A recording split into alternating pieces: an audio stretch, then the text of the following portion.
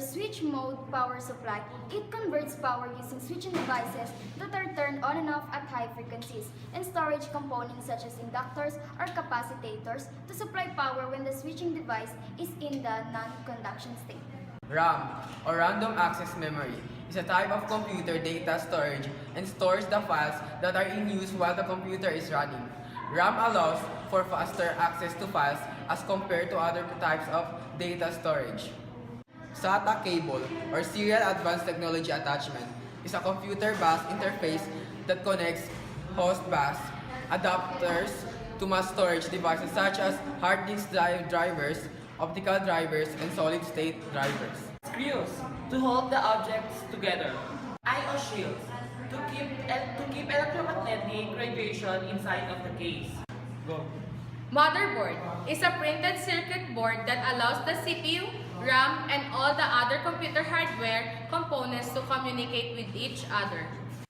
DVD drive allows you to use CDs, DVDs, and Blu-ray discs to listen to music or watch movie, and it also allows you to write data to a disk so you can create your own music, CDs, or create a backup copy of important data. Hard drive is a data storage device that uses magnetic storage to store and retrieve digital information using one or more rigid, rapidly rotating disks or platters coated with magnetic materials.